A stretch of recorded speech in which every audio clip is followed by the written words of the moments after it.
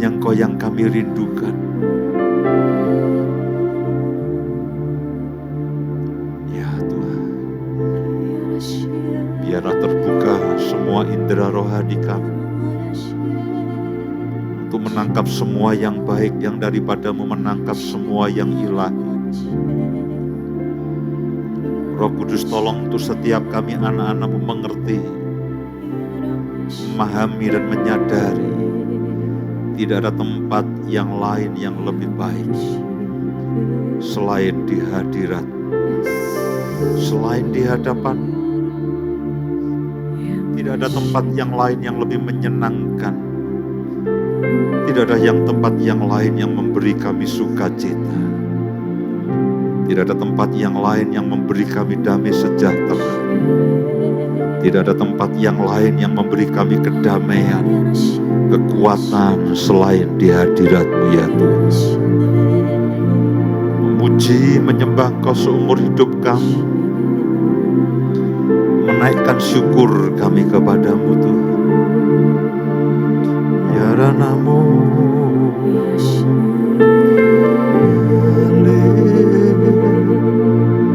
Amin, amin, amin. Ya Ranana Masikirika. Terima kasih Tuhan. Terima kasih Tuhan. Kau bukan Tuhan yang jauh. Kau Tuhan yang tidak pernah berpisah dengan kami. Kau Tuhan yang menyatu dengan kami. Kau yang Tuhan yang terus bersekutu dengan kami semua. Roh Kudus, beri kami pengertian dalam segala sesuatu. Kalau sebentar lagi kami akan belajar akan kebenaran firman. Beri kami hikmat dan wahyukan akan kebenaran firman-Mu itu. Sehingga setiap benih firman-Mu itu boleh tertanam dalam kehidupan kami. Bertumbuh dan berbuah 30, 60, bahkan 100 kali lipat. Terima kasih Tuhan, terima kasih. Terima kasih. Dan sementara firman-Mu kami dengarkan, firman-Mu disampaikan. Berbicara pada setiap kami anak-anak-Mu, nyatakan kuasa-Mu. Ada perubahan dalam pikiran kami, ada pertobatan dalam hati kami. Dan bahkan ada pemulihan dan tanda-tanda heran dan ajaib terjadi dalam kehidupan setiap kami anak-anak-Mu. Terima kasih Tuhan, terima kasih. Di dalam nama Tuhan Yesus, kami mengucap syukur, kami berdoa. Amin, amin, amin. Silakan duduk Bapak Ibu sekalian, puji Tuhan, Shalom. Bulan ini kita ada tema mengenai My Dwelling Place atau tempat kediamanku. Kita akan lihat sama-sama ayat-ayat yang menjadi dasar dari tema kita pada bulan ini. Mazmur pasal yang ke-84 ayat yang ke-4 sampai dengan ayat yang ke-6. Bapak Ibu dan semua saudara, saat-saat di mana kita menyembah bersama secara korporat di dalam kedalaman, di dalam keintiman, itu merupakan momen, merupakan waktu yang sebetulnya sangat amat menyenangkan. Rasanya kita tidak ingin berhenti. Ya, jadi itulah yang akan kita bicarakan pada malam hari ini. Mazmur pasal yang ke-84 ayat yang ke-4 sampai dengan ayat yang ke-6. Inilah ayat yang menjadi dasar kita pada bulan ini. Berbahagialah orang-orang yang diam di rumah-Mu. Ini merujuk kepada satu penggalan kalimat yang disebut dengan My Dwelling Place atau tempat kediaman-Mu. Dan itu sebetulnya mengacu kepada rumah Tuhan atau bait Allah di Yerusalem pada zaman itu. Berbahagialah orang-orang yang diam di rumah-Mu, yang terus-menerus memuji-muji Engkau. Para imam tugasnya membawa korban di dalam bait Allah. Dan bagi para imam itu merupakan satu pengalaman rohani, satu pengalaman emosional yang mendalam yang nyaris tidak bisa diceritakan. Dan itulah sebetulnya yang terjadi di dalam ayat yang keempat.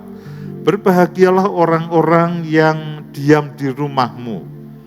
Pada waktu itu hanya para imam yang punya kesempatan untuk masuk ke dalam bait Allah lalu mempersembahkan persembahan syukur, persembahan penebus dosa dan sebagainya. Dan setiap kali mereka keluar dari bait Allah, mereka bercerita kepada orang-orang yang lainnya bahwa bait Allah itu merupakan tempat yang berbeda dari tempat yang lain yang ada di Israel pada waktu itu. Dan mereka menceritakan bagaimana indahnya mereka boleh melayani Tuhan secara rohani, secara emosional. Itu mereka terhisap pada suasana pada waktu itu. Dan setiap kali mereka menceritakan kepada orang-orang yang lain. Sampai pemazmur mengatakan, berbahagialah orang-orang yang diam di rumahmu. Berbahagialah orang-orang yang diam di rumahmu, yang terus menerus memujimu, memuji akan engkau. Nah, pada waktu itu hanya para imam yang bisa mendekat kepada Tuhan. Namun pada zaman ini, kalau pada zaman itu, pada zaman Israel, bait Allah itu adalah bangunan yang khusus, yang di situ Tuhan hadir, lalu para imam mewakili bangsa Israel untuk membawa korban syukur, korban persembahan, dan korban penghapus dosa kepada Tuhan. Namun pada zaman anugerah, zaman perjanjian baru ini, saudara dan sayalah itu sebetulnya bait Allah. Saudara dan saya adalah bait daripada Roh Kudus, bait daripada Allah yang kudus. Dan setiap kali Tuhan itu tidak pernah meninggalkan saudara dan saya. Setiap kali kita makan dan minum perjamuan, dikatakan setiap kali kamu makan dan minum roti dan anggur itu, engkau sedang mengatakan bahwa Tuhan tinggal di dalam aku dan aku tinggal di dalam Tuhan. Jadi pada zaman sekarang ini, sebetulnya my dwelling place itu adalah saudara dan saya. Tempat di mana Tuhan dan saudara dan saya itu menyatu. Seringkali kita tidak menyadari akan kebenaran itu. Kita berpikir bahwa Tuhan itu Tuhan yang jauh. Kita berpikir Tuhan itu Tuhan yang harus dengan susah payah kita mencapainya dan kita menggapainya. Tidak, saudaraku. Begitu saudara percaya sebagai Yesus sebagai Tuhan dan Juru Selamat, Roh Kudus sebagai Roh Allah itu tinggal dalam hidup saudara. Kenapa dia tinggal dalam hidup saudara? Karena saudaralah bait Allah. Tidak tahukah engkau bahwa engkau adalah bait Allah, tempat di mana Tuhan itu tinggal. Dan ketika kita katakan my dwelling place, tempat kediamanku, kita sebetulnya sedang merindukan satu persekutuan yang karib dan intim dengan Tuhan yang tidak terpisahkan. Dimulai dari kesadaran saya dan saudara bahwa sebetulnya Tuhan itu tidak pernah meninggalkan saya dan saudara dalam keadaan apapun. Dalam situasi apapun dia tidak pernah meninggalkan saya dan saudara. Orang mengatakan, Pak, kalau saya sedang dalam keadaan tertekan, saya sedang dalam keadaan undur daripada Tuhan, saya sedang keadaan mungkin dalam pergumulan, bahkan kemungkinan kita sedang bergumul dengan dosa-dosa kita, lalu kita berpikiran Roh Kudus meninggalkan aku. Tidak. Roh Kudus sebagai penolong dan penghibur dalam kehidupan saudara. Justru pada keadaan seperti itulah dia itu berperan makin hari akan makin kuat. Jadi ketika kita berbicara Tuhan aku rindu untuk mengalami persekutuan dengan Engkau, itu lebih kepada kesadaran diri kita sendiri. Kadang-kadang perasaan kita mengatakan, Pak, perasaan saya tidak enak. Saya merasa jauh daripada Tuhan. Saya merasa jauh daripada Tuhan. Padahal Tuhan tidak pernah menjauh daripada saudara. Kita bisa saja berlaku tidak setia, tapi Tuhan itu tidak pernah mengingkari janjinya bahwa Dia tetap setia dalam kehidupan saudara dan saya. Jadi ketika kita bicara tempat kediaman, kita bicara mereka satu kerinduan bahwa setiap kali, setiap hari, setiap saat kita itu ada di dalam hubungan yang karib, hubungan yang intim, persekutuan yang tidak terpisahkan dengan Tuhan. Kesadaran yang terus-menerus dalam apapun yang saudara dan saya lakukan dan kerjakan, dalam semua aktivitas kita, kita menyadari Tuhan ada bersama-sama dengan saya dan tidak pernah sedetik pun meninggalkan saya. Ada momen-momen khusus yang saya dan saudara harus jaga memang. Saat teduh secara pribadi, berdoa secara pribadi itu merupakan waktu-waktu spesial. Membaca, merenungkan firman Tuhan sebagai bentuk persekutuan dengan Tuhan lewat firman-Nya. Itu juga merupakan hal yang secara personal, lalu menyembah secara korporat semacam yang kita lakukan pada sore hari ini. Betapa indahnya. Kita bersama-sama memuji, menyembah Tuhan terus, dan seakan-akan kalau perlu tidak perlu berhentilah. 2 jam kita habiskan menyembah Tuhan. Kenapa? Itu bagian yang terbaik. Berbahagialah orang yang memuji, yang diam di rumahmu, yang terus-menerus memuji-muji Engkau. Lalu ayat yang kelima, ini yang akan kita perdalam malam hari ini. Berbahagialah manusia yang kekuatannya di dalam Engkau, yang berhasrat mengadakan ziarah. Apabila melintasi lembah Baka, mereka membuatnya menjadi tempat yang bermata air, bahkan hujan awal menyelubunginya dengan berkat. Bapak Ibu dan semua saudara, ayat yang kelima dan ayat yang keenam ini juga menggambarkan perjalanan kehidupan iman kita. Perjalanan kehidupan pengharapan kita. Ketika kita percaya kepada Tuhan, lalu kita mulai perjalanan bersama dengan Tuhan. Seperti bangsa Israel. Pada waktu mereka dibebaskan dari tanah Mesir, tanah perbudakan, lalu mereka mengalami perjalanan iman sampai ke tanah Kanaan. Sama dengan Abraham di dalam Kejadian pasal yang ke-12. Ketika pertama kali dia mengalami panggilan Tuhan, sejak itu dia mengalami perjalanan iman bersama dengan Tuhan. Nah, sementara Abraham maupun bangsa Israel itu mengalami perjalanan kehidupan bersama dengan Tuhan, mereka itu mengalami yang namanya kekuatan Tuhan di dalam Engkau. Jadi sementara kita menyembah Tuhan, sementara kita menjalani kehidupan ini, sementara kita berharap kepada Tuhan, sementara kita menantikan janji-janji yang digenapi, itu ada kekuatan Tuhan yang menyertai saudara dan saya. Sehingga sampai dikatakan apabila melintasi lembah Baka. Kalau Daud itu mengatakan begini dalam Mazmur 23, sekalipun aku berjalan di dalam apa? Lembah kekelaman. Ketika mereka bersiarah, mereka melakukan perjalanan iman, itu tidak selalu mudah. Ada lembah kekelaman, ada lembah bayang-bayang maut, ada lembah Baka. Itu adalah jalan yang saya dan saudara harus jalani. Tidak selalu perjalanan iman kita itu hanya berisi dengan tawa. Kadang-kadang berisi dengan duka, kadang-kadang berisi dengan air mata. Tidak selalu kita mengangkat, bersorak, dan melompat-lompat. Kadang-kadang kita tersungkur, bersujud, dan hanya meneteskan air mata. Itulah perjalanan iman saya dan saudara. Ada waktunya orang Israel berlimpah dengan segala sesuatunya. Kadang-kadang mereka kekurangan akan air. Tuhan tidak pernah menjanjikan bahwa perjalanan iman saya dan saudara itu akan semulus jalan tol. Itu tidak. Namun yang Dia janjikan, yang Dia katakan adalah berbahagialah manusia yang kekuatannya di dalam Tuhan. Yang kekuatannya di dalam Tuhan. Jadi ketika saudara menjalani kehidupan hari demi hari, akan ada banyak masalah. Keluarga, anak-anak, keuangan, pekerjaan, kadang-kadang kesehatan, kadang-kadang situasi yang kita tidak inginkan. Dan hal seperti itu akan tidak bisa kita hindari.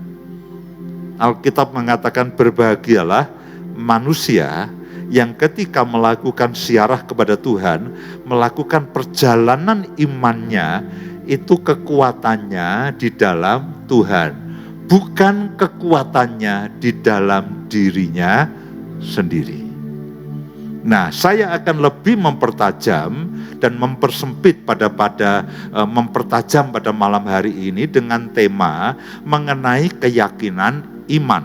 Kenapa saya ambil sudut pandang iman? Karena begini Bapak Ibu dan semua saudara, bukankah dasar dari kehidupan orang Kristen adalah iman? Saudara memulai kehidupan kekristenan saudara itu dimulai dengan iman, dimulai dengan percaya. Ketika saudara mendengarkan firman Tuhan Yesus sebagai Tuhan dan Juru Selamat, lalu hamba Tuhan akan mengatakan, siapa yang pada malam hari ini menerima Yesus sebagai Tuhan dan Juru Selamat, yang percaya, yang beriman kepadanya, silakan misalkan angkat tangan atau maju ke depan. Lalu saya dan saudara maju ke depan. Hari ini saya mulai percaya. Titiknya dari mana? Titik sentuhnya dari mana? Iman. Ketika saudara beriman dan percaya kepada Yesus sebagai Tuhan dan Juru Selamat, disitulah titik awal saudara memulai perjalanan iman. Dimulai dari iman.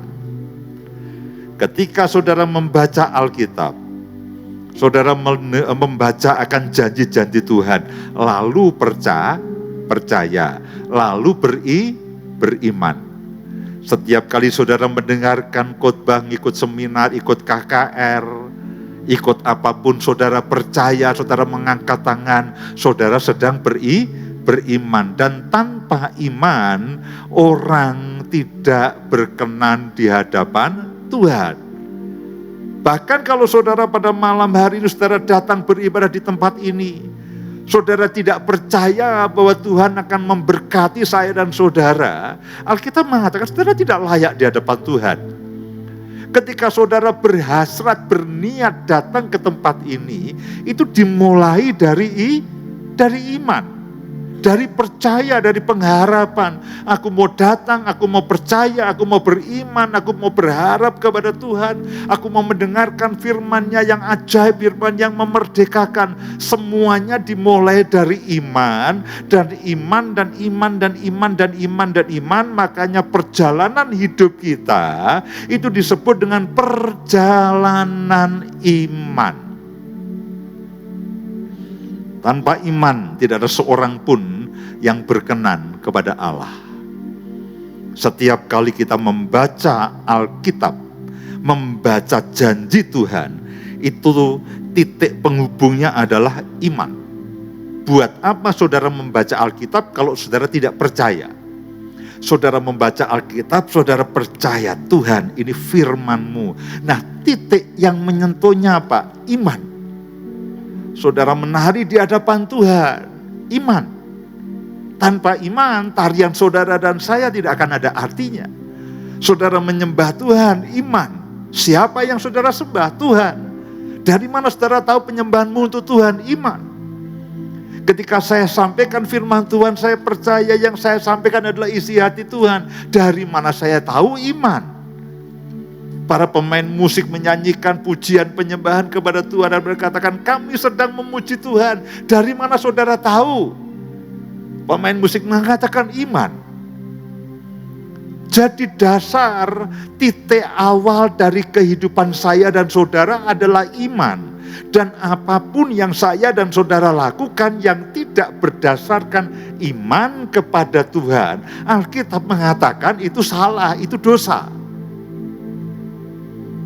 Jadi kata pendek 4 huruf IMAN ini itu merupakan hal yang sangat vital dan hal yang sangat menentukan dalam kehidupan kekristenan saudara dan saya. Iman merupakan dasar dari yang kita harapkan. Kamu percaya akan keselamatan Ya Pak, saya percaya kalau saya mati, saya akan masuk surga. Dasarmu apa? Iman. Dasar dari segala yang kita harapkan itu apa? Iman.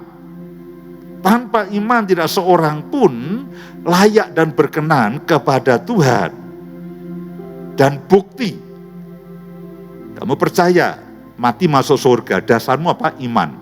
Karena itu buktinya saya ada di sini. Saya melayani Tuhan, saya menyembah Tuhan. Kenapa kamu menyembah Tuhan hari ini? Apa penyebabnya? Iman.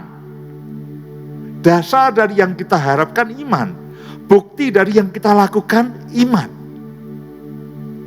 Jadi kalau saudara dan saya menjalani kehidupan kekristenan tanpa iman, maafkan saya, itu seperti saudara naik mobil listrik dan lupa dicas. Tadi siang saya ikut Femi naik mobil listrik, saudaraku. Mobil kecil itu, saya di belakang dan ternyata lega sekali. Saya sampai ngantuk-ngantuk, saudaraku. Dan dipastikan sebelumnya berarti dicas. Kalau itu tidak dicas ya saya siap-siap mendorong. Tapi katanya mobil listrik tidak bisa didorong. Sama dengan kehidupan saudara dan saya. Saudara tidak mungkin menjalani kehidupan kekristenan tanpa iman. Sama dengan saudara naik motor tanpa bensin, itu tidak mungkin. Iman. Setiap nafas saudara itu iman. Saudara bangun pagi percaya iman. Aku akan bekerja dan Tuhan akan menolong aku, itu iman. Aku akan melakukan perjalanan dan Tuhan akan melindungi aku, itu iman. Saudara mendidik anak-anak saudara dan saya yakin anak-anakku akan menjadi murid Tuhan dan mereka hidupnya akan baik, itu iman. Saudara berkeluarga, aku percaya keluarga aku akan diberkati dan dipulihkan, itu iman. Saudara bekerja, aku bekerja, Tuhan akan menolong dan membuat aku berlipat kali ganda, itu iman. Segala sesuatu dari yang kelihatannya rohani sampai katakanlah yang tidak rohani, yang saudara lakukan dan saudara yakin bahwa Tuhan akan menolong, itu iman. Jadi tidak mungkin saya dan saudara itu menjalani kehidupan kekristenan tanpa iman. Ada persoalan yang sering kali justru sangat krusial, sangat menentukan. Lalu kadang-kadang iman kita goyah. Pak, iman saya sedang drop. Aduh Pak, saya kehilangan iman saya. Beberapa yang fatal mengatakan, Pak, saya sudah tidak punya iman dengan kehidupan ini. Iman saya runtuh. Kenapa orang mengatakan bahwa imanku goyah? Imanku sedang runtuh. Imanku sedang berantakan. Kenapa orang mengatakan, Pak, imanku tidak nyampe? Kenapa ada istilah-istilah yang menggoyahkan akan iman saya dan saudara? Karena seringkali manusia itu mendasarkan imannya berdasarkan apa yang saya dan saudara lakukan. Saudara pernah begini? Waduh, aku habis doa setengah jam ini, lalu imanku terasa lebih baik. Saudara pernah begitu ya? Wah, imanku terasa lebih mantap ini. Lalu tiba-tiba lihat ATM kok kosong. Atau tinggal sedikit imannya runtuh. Lalu saudara bahasa roh setengah jam. Aduh Pak, iman saya naik lagi nih. Lalu ada keadaan yang berbeda, imanmu runtuh lagi. Nah pertanyaannya adalah, apakah iman kita bisa naik turun? Bisa. Apakah iman kita bisa runtuh? Bisa. Apakah iman kita bisa tidak solid? Bisa. Namun apakah seharusnya iman kita tidak bisa diruntuhkan? Harusnya bisa. Apakah seharusnya iman kita akan selalu solid? Bisa. Tergantung dari mana saya dan saudara mendasarkan iman saya dan saudara. Kalau iman saya dan saudara, saudara dasarkan kepada apa yang saudara lakukan. Berapa lama saya berdoa, berapa jam saya membaca Alkitab, berapa pasal saya membaca Alkitab. Pak, kalau saya lakukan ini, lalu iman saya itu naik, iman saya solid. Tapi ketika saya tidak melakukan ini semuanya, iman saya akan runtuh. Jadi kalau iman saya dan saudara, saudara dasarkan kepada apa yang saya dan saudara lakukan, imanmu akan naik turun, akan fluktuatif. Padahal harusnya apa yang saya dan saudara lakukan, oh aku menyembah Tuhan karena aku beriman, aku percaya. Bukan aku menyembah Tuhan lalu menyembah ini membuat imanku naik. Oh aku percaya kepada Tuhan, aku beriman kepada Tuhan. Karena itu aku baca Alkitab. Karena ini firman Tuhan, jangan dibalik. Kalau aku baca Alkitab 2 pasal, imanku akan naik. Bukan. Justru karena saudara percaya bahwa ini adalah firman Tuhan, saudara akan terus-menerus membaca Alkitab. Ketika saudara percaya bahwa Tuhan tidak pernah meninggalkan saudara, saudara akan berdoa. Loh, kenapa kamu berdoa? Karena aku percaya doa inilah yang menggerakkan hati Tuhan. Doa inilah yang membuat Tuhan bekerja dalam kehidupanku. Karena itu saudara berdoa. Saudara punya iman, saudara berdoa. Bukan karena saudara berdoa lalu iman saudara naik. Karena itulah tema malam hari ini saya beri judul keyakinan iman. Dari mana saudara yakin akan iman saudara dan saya? Dasarnya apa? Fondasinya apa? Kalau dasarnya berdasarkan apa yang saya dan saudara lakukan, nah itu akan tergantung cuaca, saudaraku. Itu akan tergantung dari apapun yang kita lakukan. Karena itulah malam hari ini kita akan belajar satu kebenaran firman Tuhan. Roma pasal yang ke-8. Saudaraku, kitab Roma ini merupakan kitab yang bagus sekali. Dan Roma pasal yang ke-8, saya mendorong Bapak Ibu Saudara membaca mulai dari ayat yang pertama. Itu bicara mengenai hidup dalam roh. Kemudian kalau saudara perhatikan Roma 8 ayat-ayat yang belasan itu bicara bahwa saudara dan saya adalah anak-anak Allah oleh roh Allah. Roh Allah yang berdiam dalam diri saudara, itulah saudara yang mengatakan saudara adalah anak-anak Allah. Dan karena saudara adalah anak Allah, saudara adalah ahli waris, artinya apa? Berhak terhadap semua janji Tuhan. Itu di ayat yang 14, 15, dan 16. Lalu ayat yang ke-28 itu ayat yang terkenal sekali. Kita tahu bahwa Allah turut bekerja dalam segala sesuatu untuk mendatangkan kebaikan bagi saya dan saudara. Jadi ayat pertama sampai dengan ayat yang ke-30 itu berisi janji Tuhan yang ajaib. Lalu ayat yang ke-31 dan seterusnya. Kita akan belajar dari situ. Judul perikopnya adalah keyakinan iman. Nah, itulah yang saya gunakan sebagai tema khotbah saya pada malam hari ini.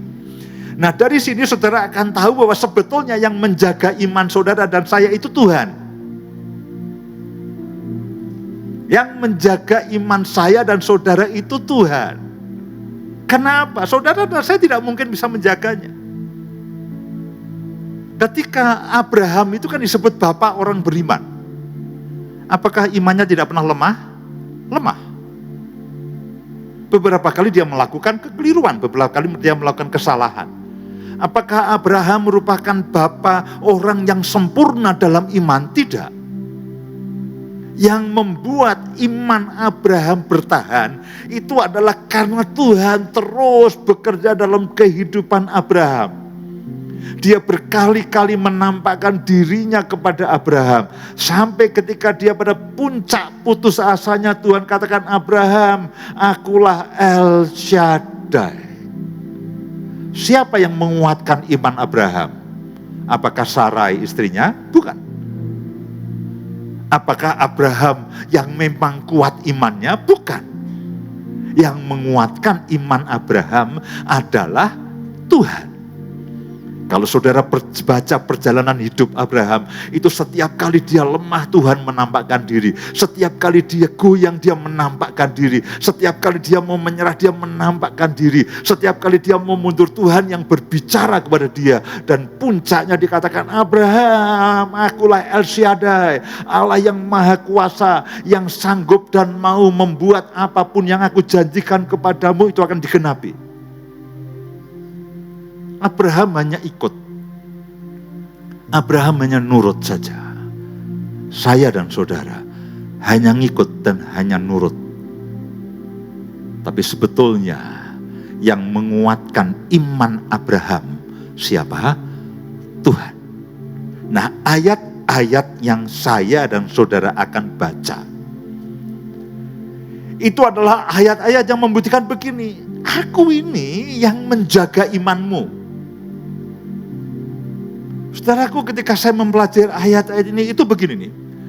Benar bahwa tidak mungkin setelah Tuhan itu, Yesus itu mati bagi saudara dan saya, menyelamatkan saudara, menebus dosa saudara di kayu salib, lalu membiarkan saya dan saudara kelimpungan, dan saudara menyerah dan kalah dalam iman, itu tidak mungkin. Saudara dan saya ditebus dengan darah yang mahal, mustahil Tuhan itu lalu melepaskan dan menyerahkan saudara dan tidak menjaga saudara, itu mustahil. Sama ketika Abraham itu dipanggil dan Abraham nurut, sejak itulah Tuhan yang menjadi penjaga imannya Abraham. Tidak sedetik pun Abraham itu dilepaskan Tuhan. Abraham bisa lemah, begitu lemah Tuhan menguatkan. Abraham bisa goyang, Tuhan menguatkan. Abraham bisa goncang, Tuhan menguatkan. Sama dengan saya dan saudara. Iman saudara bisa goyang dan runtuh kalau saudara yang menjaganya. Tapi iman saya dan saudara tidak mungkin goyang dan runtuh kalau Tuhan yang menjaganya. Amin. Mari lihat ayat yang ke-31. Sebab itu apakah yang akan kita katakan tentang semuanya ini? Tentang pengharapan, tentang iman kepada Tuhan. Jika Allah di pihak kita, Allah itu mengasihi saudara. Allah itu memberkati saudara. Allah itu rela mati, Yesus rela mati bagi saudara. Dan lebih lagi dikatakan Allah itu keberpihakannya kepada saudara. Jika Allah di pihak kita, siapakah yang akan melawan kita? Ayat-ayat ini menunjukkan betapa Tuhan itu begini ya. Dia sudah menyelamatkan kita dan dia tidak akan melepaskan kita. Dia akan menghajar, mengusir semua musuh-musuh kita. Ketika dia di kayu salib itu dikatakan dia mengalahkan maut. Maut itu adalah gambaran dari kuasa kegelapan yang paling tinggi tingkatannya. Itu pun sudah dikalahkan Yesus demi saudara dan saya. Sehingga Paulus bisa berkata begini, maut di mana sengatmu? Kutuk. Kadang-kadang orang-orang Kristen terganggu dengan, Pak, saya ini rasanya masih ada di dalam kutuk loh Pak. Tidak mungkin. Saudara tidak mungkin ada di dalam kutuk, itu tidak mungkin. Karena Alkitab mengatakan, terkutuklah orang yang tergantung di kayu salib. Dia tergantung di kayu salib, menanggung semua akibat dosa, dan menanggung semua kutuk saudara. Yang kadang-kadang masih ada adalah kebiasaannya. Maaf kata, saya kasih perumpamaan begini.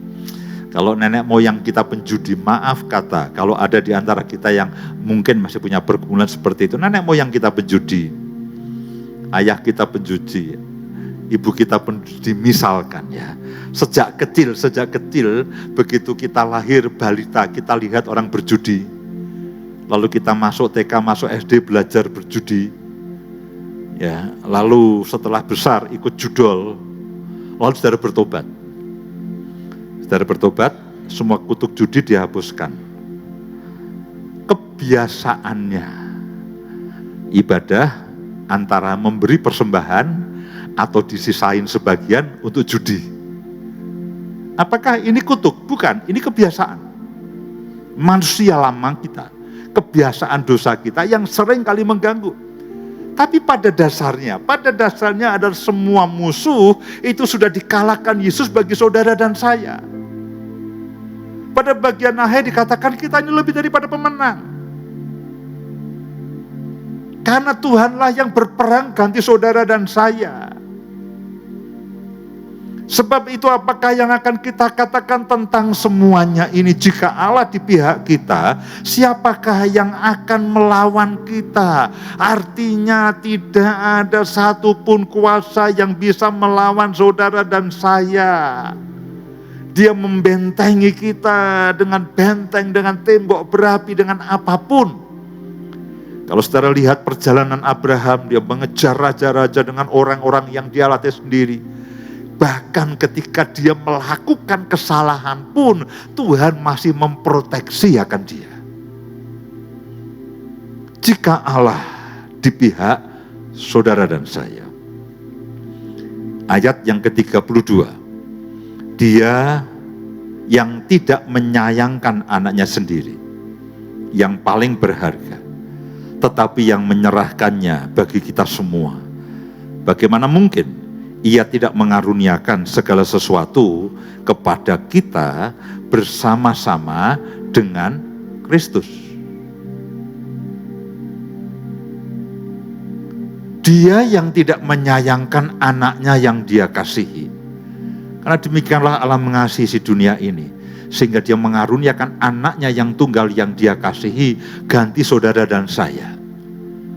Lalu masalah kehidupan, masalah pendidikan, masalah masa depan, masa sih Tuhan tidak jamin dan Tuhan tidak berikan? Kalau yang paling berharga, dia serahkan untuk menebus dosa saudara dan saya, masa makanan, minuman, dan pakaian, masa depan Tuhan tidak anugerahkan kepada saudara dan saya?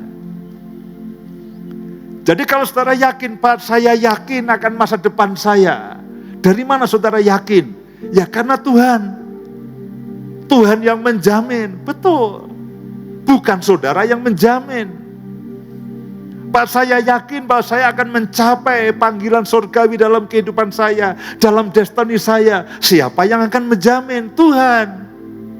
Masa dia yang memanggil saya dan saudara keluar dari lumpur dosa, lalu dia memimpin kita, lalu diabaikan begitu saja? Kan tidak mungkin.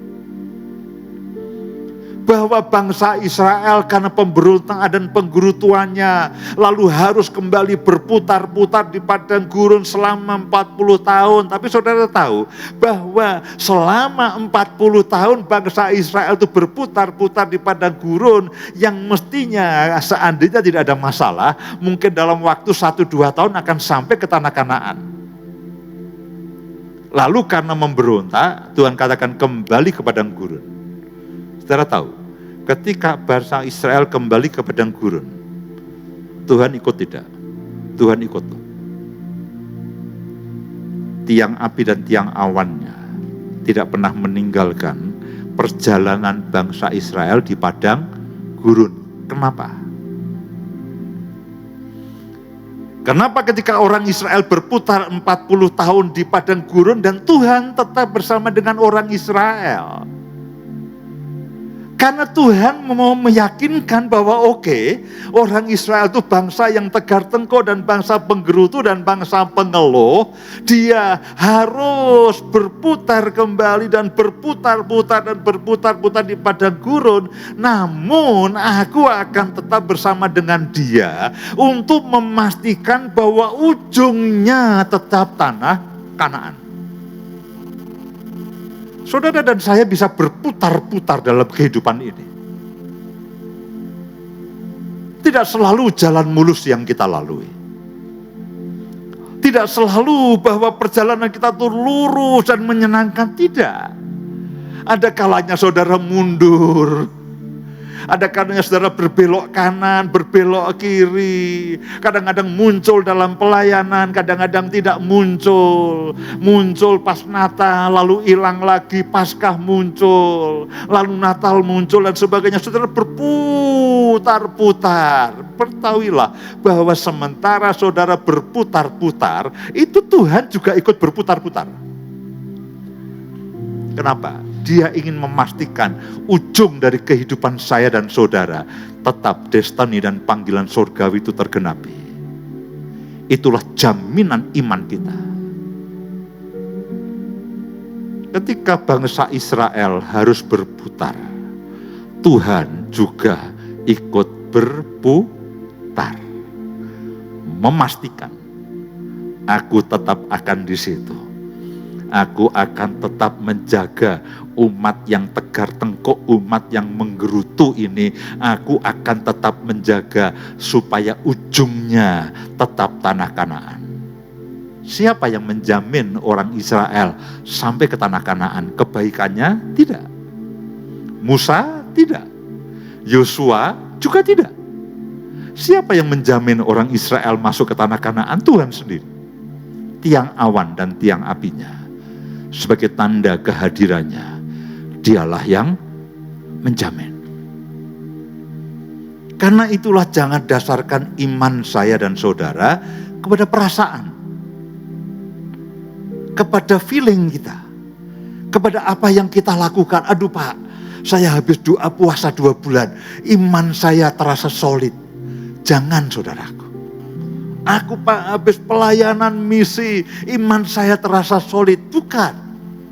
Saudara pelayanan karena saudara beriman. Saudara berdoa karena saudara beriman kepada Tuhan. Tapi seandainya imanmu goyah, ingatlah harusnya iman kita itu bukan berdasarkan perasaan kita. Setiap kali saudara baca Alkitab, imanku yang menjaga Tuhan, bukan perasaan, bukan feeling, bukan pengertianku sendiri. Ia yang tidak menyayangkan anaknya sendiri, tetapi yang menyerahkannya bagi kita semuanya. Bagaimanakah mungkin ia tidak mengaruniakan segala sesuatu kepada kita bersama-sama dengan dia? Ayat yang ke-33, siapakah yang akan menggugat orang-orang pilihan Allah? Allah yang membenarkan mereka. Loh, saudara, itu dibenarkan oleh Tuhan. Loh. Oleh apa? Oleh darah Yesus. Oleh pendamaian yang dia lakukan. Saudara dibenarkan, saudara itu orang salah dan berdosa. Saudara dibenarkan oleh Allah. Jadi di hadapan Tuhan saudara itu selalu benar. Kenapa? Darah Yesus korban sekali untuk selama-lamanya. Itulah yang menebus, mendamaikan saudara dan saya dengan Tuhan sekali untuk selama-lamanya. Sehingga saya dan saudara itu di hadapan Tuhan selalu benar, selalu kudus. Siapa yang membenarkan dan menguduskan saudara dan saya? Darah Yesus yang kekal, yang sekali untuk selama-lamanya dikorbankan bagi saya dan saudara. Siapa yang membenarkan saudara? Bukan saudara, bukan perbuatan benarmu. Perbuatan benar kita itu merupakan hasil dari pembenaran Tuhan. Ketika kita, Tuhan terima kasih karena Engkau sudah menguduskan aku akan belajar untuk hidup dalam kekudusan. Tuhan terima kasih karena Engkau sudah membenarkan aku akan belajar hidup benar. Aku tidak mau berbuat curang lagi, aku tidak mau berbuat jahat lagi, aku tidak mau berbuat zina, aku tidak mau mencuri lagi. Ini merupakan buah dari kehidupan kita bersama dengan Tuhan. Bukan karena hari ini aku benar sehingga aku dibenarkan, tidak bisa. Saudara akan naik turun. Besok pagi kalau saudara berbuat salah, aduh, pembenaran, Tuhan aku hari ini tidak hidup benar di hadapan-Mu. Darah Yesus sekali untuk selama-lamanya menebus, mendamaikan dan membenarkan sekali terus-menerus dan selama-lamanya. Inilah pembenaran yang daripada Tuhan. Dan karena saudara sudah dibenarkan, saudara mulai belajar hidup dalam kebenaran dalam tata bicara kita, dalam perilaku kita, dalam karakter kita, dalam tingkah laku kita. Tuhan, terima kasih untuk penebusan-Mu. Terima kasih Kau sudah membenarkan aku. Sekarang aku belajar hidup dalam kebenaran. Siapakah yang akan menggugat orang-orang pilihan Allah? Allah yang membenarkan mereka? Siapakah yang akan menghukum mereka? Tidak ada. Kristus Yesus yang telah mati, bahkan lebih lagi, ayat yang ke-34, yang telah bangkit, yang juga duduk di sebelah kanan Allah, yang malah menjadi pembela bagi kita. Kenapa sekarang ini Yesus itu duduk di sebelah kanan Allah Bapa dan menjadi pembela bagi saudara? Dia itu pembela aktif terus-menerus. Karena apa? Saudara dan saya ada kemungkinan tidak berlaku benar sepanjang hari. Saudara masih berlaku salah. Saudara masih melakukan dosa, melakukan berbagai macam kesalahan. Tetapi Yesus akan membela. Bapa, ini anakmu. Anakmu sudah aku tebus sekali untuk selama-lamanya. Sekali untuk selama-lamanya. Jadi Yesus itu terus-menerus menjadi pembela kita, terus-menerus dan selama-lamanya. Dia melakukan pembelaan bagi saudara dan saya. Itulah landasan iman kita. Saya dan saudara tidak punya masalah dengan Tuhan. Kadang-kadang begini, orang merasa imannya jatuh karena dia pikir Tuhan tidak senang dengan dia. Tuhan marah dengan dia. Tuhan tidak berdamai dengan dia. Lalu dia merasa mundur. Aduh, Pak, saya merasa mundur ini. Iman saya terasa drop dan sebagainya. Kenapa? Karena saya merasa Tuhan tidak mengasihi saya. Bagaimana mungkin? Tidak mungkin Tuhan tidak mengasihi saudara dan saya. Itu adalah tipu muslihat iblis yang masih terus berlangsung dan kadang-kadang masih terus terjadi dan masih berlaku dan masih masih manjur begitu. Tipu muslihat itu. Bukankah dia yang menjadi pembela bagi kita? Kenapa kita perlu dibela? Karena saya dan saudara sebagai manusia masih sangat mungkin melakukan berbagai macam kesalahan. Tetapi karena pembelaan Allah, pembelaan Yesus di hadapan Bapa, saya dan saudara itu di hadapan Bapa itu selalu dalam keadaan benar, kudus dan tidak bercacat celah. Kalau saudara mengerti akan kebenaran ini, saudara tidak akan takut datang kepada Tuhan dalam keadaan apapun. Alkitab katakan karena itu mari dengan penuh keberanian kita datang pada tahta kasih karunia-Nya supaya kita mendapat pertolongan pada waktunya. Saya beri contoh yang ekstrim. Tentu ini bukan berarti begini, Pak, berarti saya boleh berbuat dosa ya? Bukan, saudaraku. Pak, berarti saya boleh hidup seenaknya? Tentu saja maksudnya bukan begitu. Tapi begini loh, misalkan ini ya, misalkan saudara hidup dalam dosa, saudara jauh daripada Tuhan, lalu tiba-tiba saudara ingin datang dan minta tolong kepada Tuhan. Saudara merasa tidak layak, aduh Pak, saya mau berpuasa dulu 1 minggu.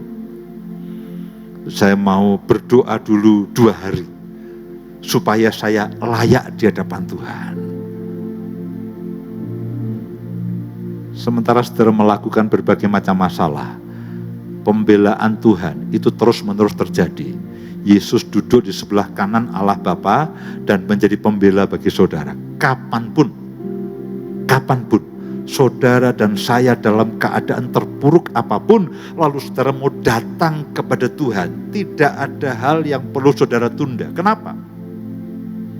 Di hadapan Bapa, saudara dan saya adalah orang yang benar, orang yang kudus, orang yang berdamai dengan Tuhan oleh karena pembelaan Kristus. Jadi setiap kali saya agak goyah iman saya baca ayat-ayat ini. Saya baca ayat-ayat ini. dengan suara yang saya dengar sendiri dengan telinga saya. Kristus yang telah mati, bahkan lebih lagi yang telah bangkit, yang juga duduk sebelah kanan Allah, yang malah menjadi pembela bagi kita. Siapakah yang akan memisahkan kita dari kasih Kristus? Penindasan, kesesakan, penganiayaan, atau kelaparan, atau ketelanjangan, atau bahaya, atau pedang, seperti ada tertulis, oleh karena engkau, kami ada dalam bahaya maut sepanjang hari. Kami telah dianggap sebagai domba-domba sembelihan.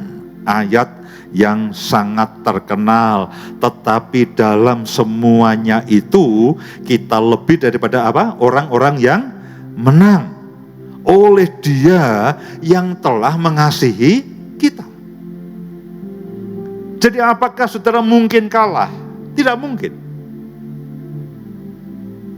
Kalau saudara katakan, Pak, saya ini orang yang kalah, berarti saudara itu kita lalu tidak mengakui akan kemenangan Kristus. Saudara dan saya diberi piala kemenangan tanpa berperang. Selanjutnya, kita hanya perlu menjaga bersikap sebagai orang-orang yang menang. Itulah lebih dari pemenang. Kalau saudara berkata, sebentar Pak, saya tak bergumul melawan dosa. Kalau sudah menang, ya nanti saya akan lapor. Saudara, bukan itu yang Tuhan mau. Yesuslah yang mengalahkan dosa saudara dan saya. Saudara hanya perlu hidup di dalam kemenangan. Itulah yang namanya lebih dari pemenang. Kalau saudara sendiri yang berjuang melawan dosa, saudara tidak lebih dari pemenang. Saudara sedang bertarung, bisa kalah, bisa menang. Kalau lebih dari pemenang, tidak bisa kalah.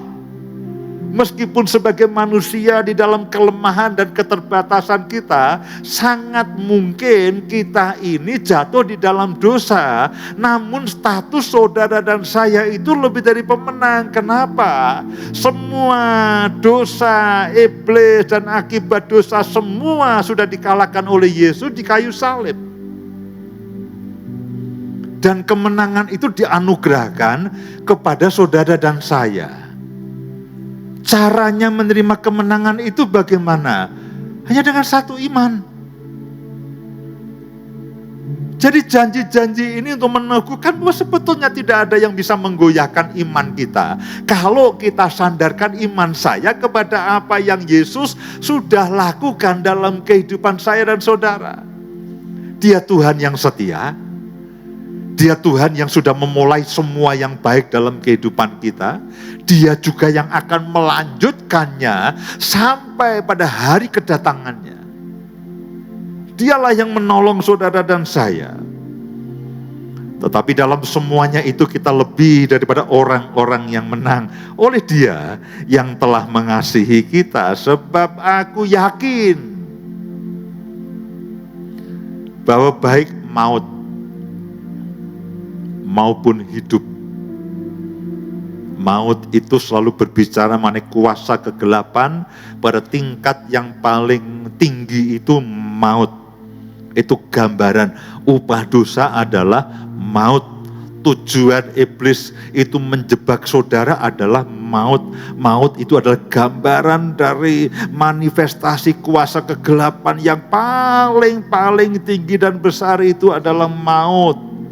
Dan dia katakan, sebab aku yakin bahwa baik maut, musuh terbesar, disebut pertama. Aku yakin maut tidak akan bisa memisahkan aku dari kasih Tuhan.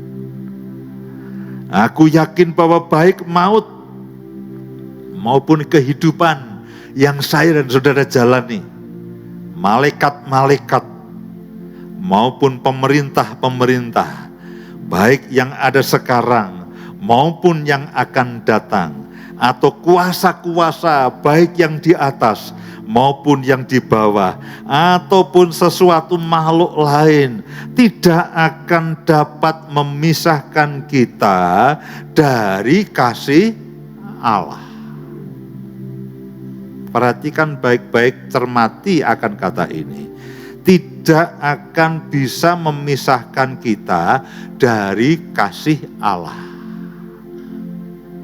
Kalau saya balik, saudara bisa berhenti tidak mengasihi Tuhan. Saudara bisa berkurang tidak kasih saudara kepada Tuhan. Bisa ya? Kasih kita kepada Tuhan bisa berkurang. Ketika masalah, persoalan, lalu hati kita ciut, hati kita tawar, hati kita beku. Lalu beberapa orang mengatakan, Pak, maaf ya Pak, saya ini pelayan pujian, tapi sebetulnya saya hanya nyanyi tanpa ada kasih kepada Tuhan. Saya hanya melakukan tugas loh Pak. Kasih kita kepada Tuhan bisa berkurang, bahkan bisa hilang. Bisa enggak satu kali saya menyampaikan firman Tuhan hanya karena kewajiban? Oh ya, sangat mungkin. Beberapa kali saya lakukan, kasih saya kepada Tuhan bisa berkurang. Bisa enggak dulu kita rajin memberikan persembahan, memberikan perpuluhan, namun karena kita cinta akan uang, kita mengasihi kesenangan dunia, sayang, buat apa untuk pekerjaan Tuhan, aku nikmati sendiri. Bisa enggak kita melakukan seperti itu? Kasih kita kepada Tuhan berkurang. Bisa. Dulu melayani Tuhan dengan sungguh-sungguh, doa pagi setiap hari, siang panas, terang atau hujan badai, kita datang kepada Tuhan, menyembah Tuhan, berdoa bagi bangsa negara. Lalu seiring dengan waktu, dengan banyaknya persoalan, akhirnya bosan. Bisa tidak saudara berhenti dari doa pagi? Bisa. Saya ikut dari rumah Pak, saya setel YouTube saya, lalu saya tidur. Begitu amin saya bangun. Bisa enggak saudara kasih saudara berkurang kepada Tuhan? Bisa ya? Dan kalau iman saya dan saudara berdasarkan kasih saudara kepada Tuhan yang sering kali berkurang, iman saudara akan goncang. Tapi pertanyaan adalah, apakah kasih Tuhan kepada saya dan saudara bisa berkurang tidak? Tidak. Siapakah yang dapat memisahkan kita dari kasih Allah? Yang ada di dalam Kristus Yesus Tuhan kita. Kasih saya dan saudara kepada Tuhan bisa berkurang, bahkan bisa hilang. Tapi kasih Tuhan kepada saya dan saudara tidak mungkin bisa hilang. Selalu penuh. 100%. Kita, pengabdian kita, kasih kita, penyembahan kita, persembahan kita, pelayanan kita, kadang-kadang penuh, kadang-kadang lowbat, kadang-kadang habis. Tapi kasih Tuhan kepada saya dan saudara itu tidak mungkin dan tidak bisa berkurang. Kalau imanmu dan iman saya, kita sandarkan kepada kasih Tuhan kepada kita, Pak, berarti imanku selalu solid ya Pak? Iya. Berarti aku tetap bisa yakin Pak, meskipun aku goyah, bahwa aku akan sampai kepada destiniku. Iya. Kalau tidak, Abraham akan menyerah di tengah jalan. Kalau tidak, orang Israel akan kesasar, mungkin ke Iran atau ke Irak. Contoh perjalanan Abraham dan contoh perjalanan orang Israel. Abraham disebut bapa orang beriman, bukan karena Abraham kuat, tetapi Tuhanlah yang menjaga iman Abraham. Sehingga saya dan saudara juga bisa mengatakan, kalau begitu Tuhan, aku ingin mengalami seperti Abraham, orang yang beriman. Apapun perjalanan hidupku, aku akan seperti orang Israel. Mungkin butuh waktu lebih lama, it's okay, tidak apa-apa. Tapi yang penting, aku akan sampai kepada destiny, sampai kepada tujuan Allah. Kenapa?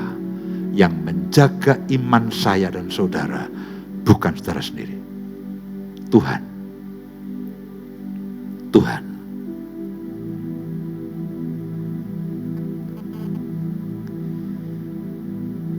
Beberapa ayat sebagai penutup pada malam hari ini. 2 Tesalonika pasal yang ketiga, ayat yang ketiga.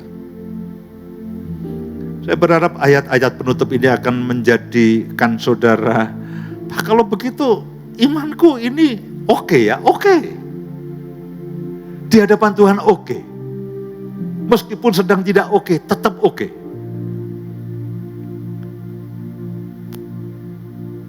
Dua Tesalonika pasal yang ketiga, ayat yang ketiga. Tetapi Tuhan adalah apa? Setia. Ia akan menguatkan hatimu dan apa? Memelihara. Sama Tuhan memelihara Abraham. Tuhan memelihara orang Israel.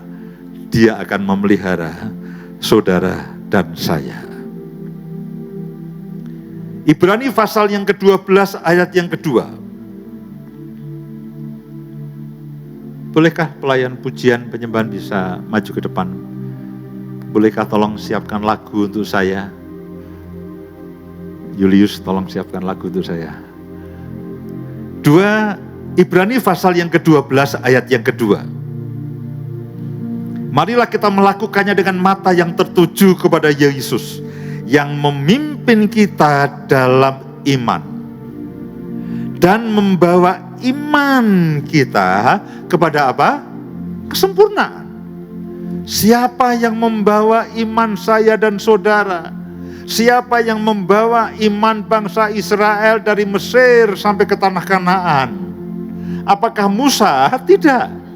Yang membawa iman orang Israel dari Mesir sampai ke tanah Kanaan adalah Tuhan.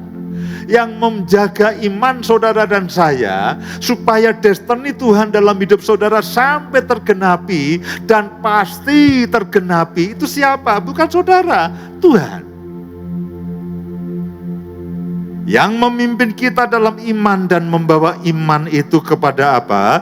Kesempurnaan, yang dengan mengabaikan kehinaan tekun memikul salib ganti sukacita yang disediakan bagi Dia yang sekarang duduk di sebelah kanan tahta Allah.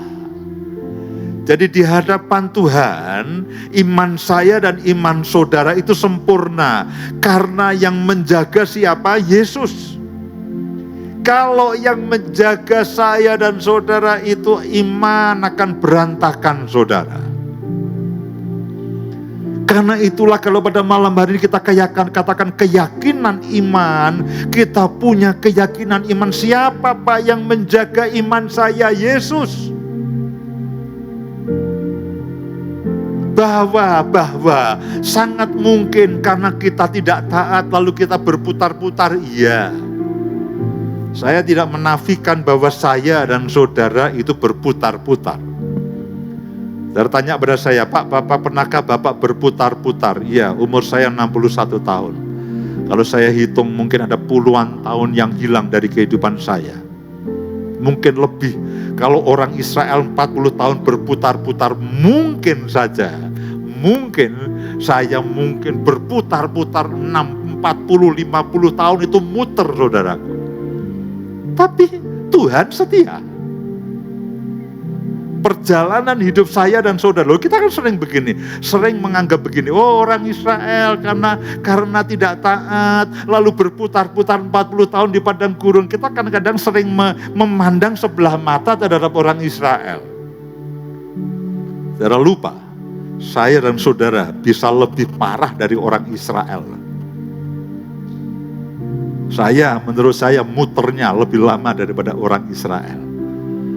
Kalau saya umur 61 tahun mungkin ya yang lurus berapa tahun ya, mungkin setahun itu mungkin dua bulan itu yang lurus, sisanya muter. Berarti Bapak muter 60 tahun, mungkin saja. Kadang-kadang kita menganggap remeh orang Israel. Saya dan saudara bisa lebih parah, saudara. Tapi bersyukur Tuhan setia. Dialah yang menjaga iman saya. Seperti Dia menjaga iman Abraham. Dia menjaga dan tidak melepaskan saya. Sehingga berapa puluh tahun saya berputar di padang gurun, Tuhan tetap setia. Oke, kamu muter, oke, aku ikutin. Dia sabar. Dia Tuhan yang panjang sabar dan setia. Mau muter, oke, kita muter bersama. Ibaratnya seperti itu. Dia ingin memastikan saya dan saudara ujungnya adalah kegenapan dari semua destiny. Yang memimpin kita, membawa iman kita kepada kesempurnaan, yang dengan mengabaikan kehinaan tekun memikul salib ganti sukacita yang disediakan bagi Dia yang sekarang duduk di sebelah kanan tahta Allah. Ayat yang terakhir 2 Tesalonika pasal yang pertama ayat yang ke-11. 2 Tesalonika pasal yang pertama ayat yang ke-11. Saudaraku, ini merupakan salah satu ayat yang saya suka dan merupakan salah satu ayat favorit saya.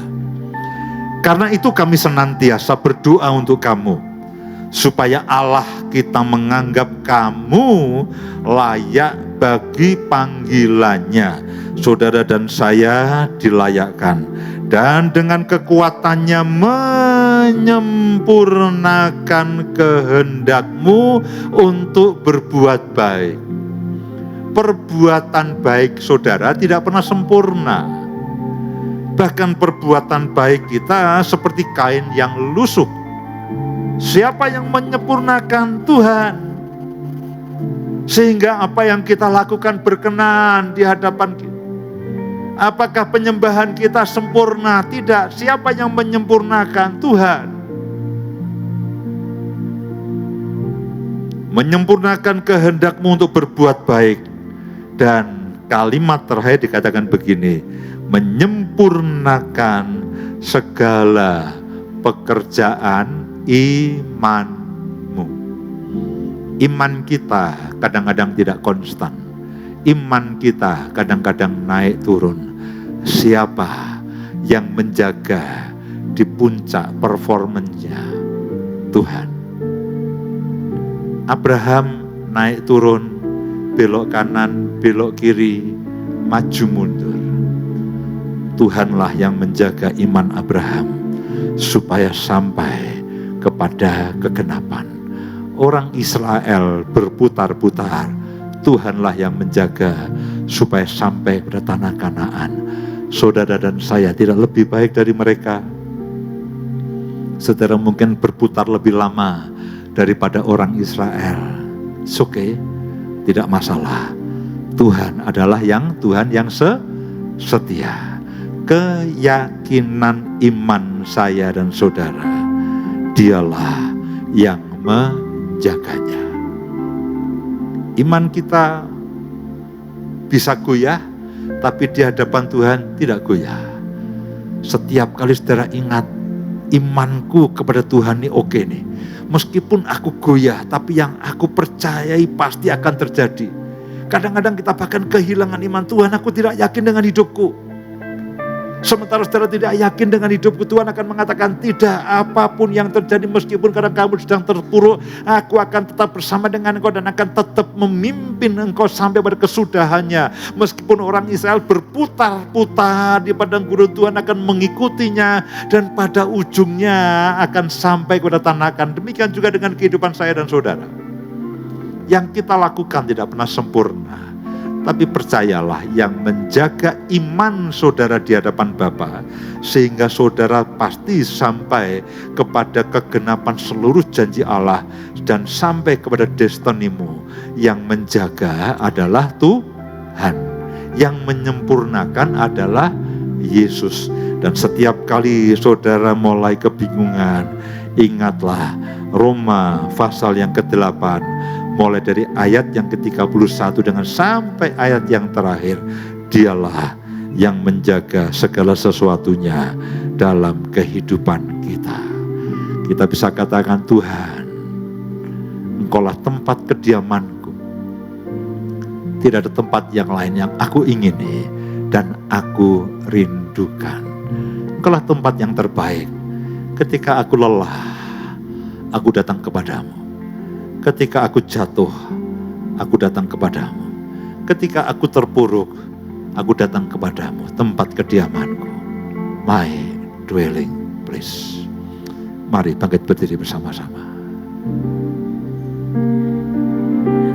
Aku punya Tuhan yang besar, yang telah berjanji dan sanggup menggenapi imanku bersemangat percaya kuasa-Nya. Ku terima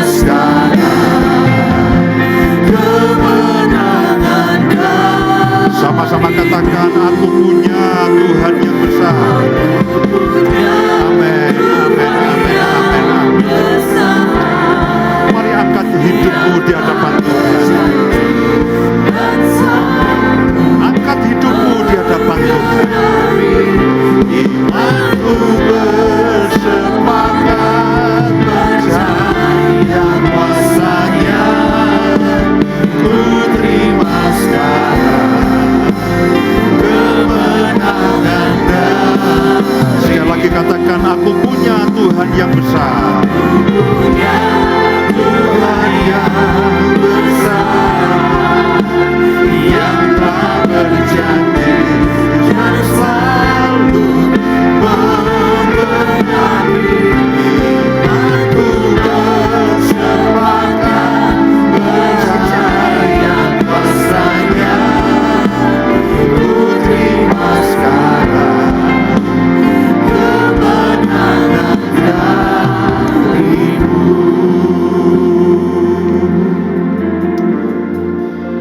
Tuhan, kami sadar seringkali firman-Mu lebih ajaib daripada yang bisa kami paham. Kami sadar iman-Mu terlalu mulia. Tapi pada malam hari ini beri kami pengertian dalam segala sesuatunya.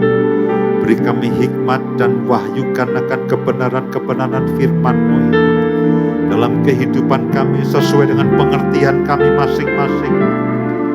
Hamba berdoa kiranya benih firman-Mu itu akan tertanam dalam kehidupan setiap anak-anak-Mu, bertumbuh dan berbuah 30, 60, bahkan 100 kali lipat.